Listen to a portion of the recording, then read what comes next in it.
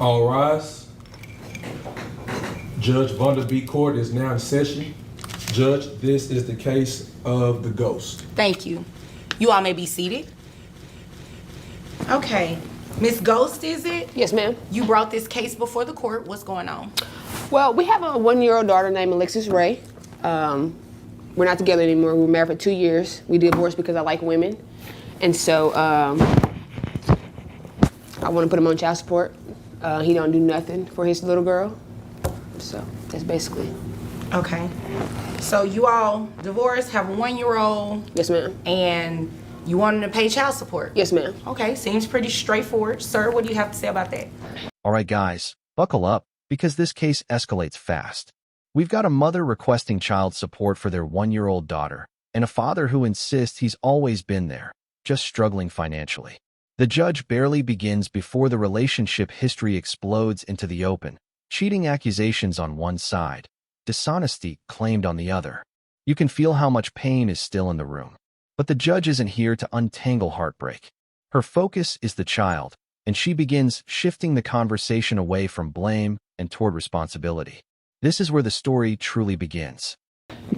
Your Honor, I don't have a problem paying child support, but, she did leave me for somebody else. She cheated on me throughout our relationship and things like that. That's another court that has nothing to do with me. Continue. Yes, ma'am.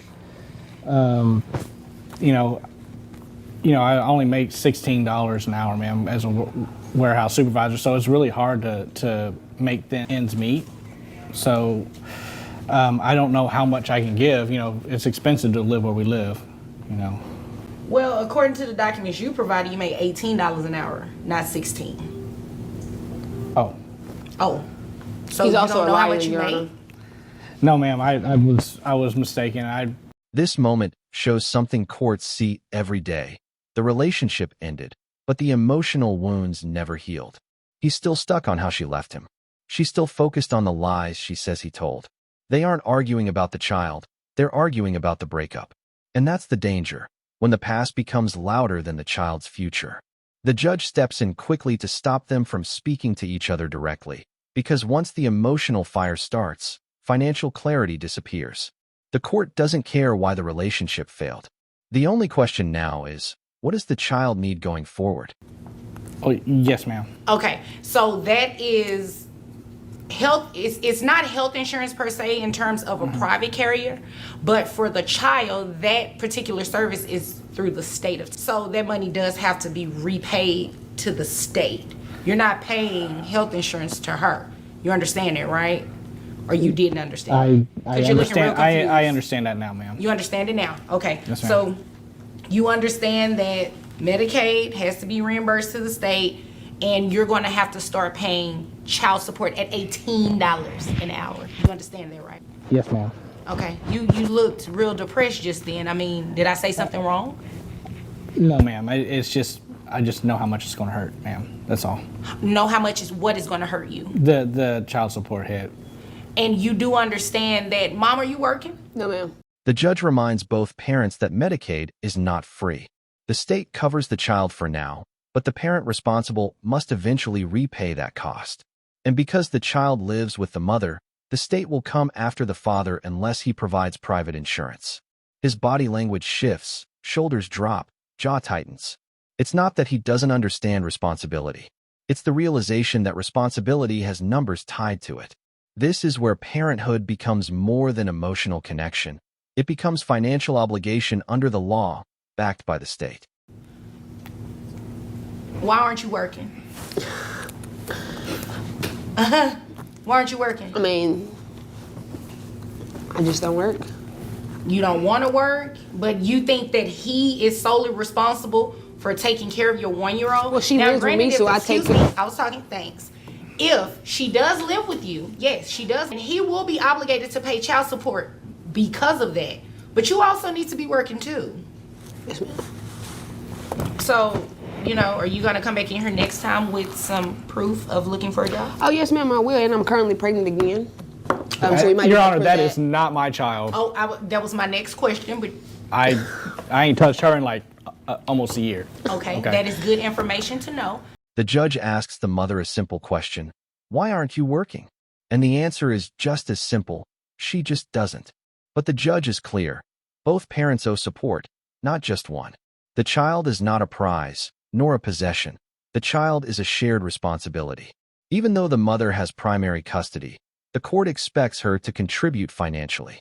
Her pregnancy adds another emotional layer, but the judge separates life circumstances from legal obligations. Parenthood doesn't pause. Contributions must be made from both homes. We'll be back with you. Well, sir, just make sure you know, I just want you to know that you do have the right to get a DNA test. Oh, really? Yes, you have a right to get a DNA test on that child that she's pregnant with, just to make sure if she does bring you back, that if it's not your child, you won't be placed on child support. Yes, ma'am. Okay, you understand that? But it's your child, so don't worry about that. Ma'am, I don't need you addressing him, okay? And as of right now, we don't know whose child it is. Well, when I say we, I'm speaking about the court. We don't know whose child it is because you're currently pregnant. He hasn't had an opportunity to do a DNA test, okay? You get pregnant from another girl. All right. Sir, I do not need that extra sidebar over there. Yes, ma'am. Okay, thank you. When the pregnancy comes up, the father immediately says the new child isn't his. The judge steps in before emotions erupt. She explains something crucial. Any alleged father has the legal right to request a DNA test before being placed on child support. That prevents forced responsibility where it doesn't belong. This is the court protecting fairness, not feelings. The judge isn't judging their relationship. She's establishing boundaries so truth can be proven by evidence, not memory, anger, or assumption. This keeps the courtroom grounded in law, not emotion. All right, so based on $18 an hour, what is your work week? And truthfully, how many hours do you work a week? Roughly 60 hours a week, ma'am. Okay, you told the truth about that. I just have to verify everything that you say from now on. So $18 an hour at 60-hour week, that brings your gross to about $2,160. Your net of $1,903.58. Now, in terms of health insurance, at another time, The father works 60-hour weeks at $18 an hour. On paper, that sounds stable. But once the judge calculates gross and net earnings, the picture changes. Child support is based on net income, not what he wishes he had left. And that's where the reality hits him.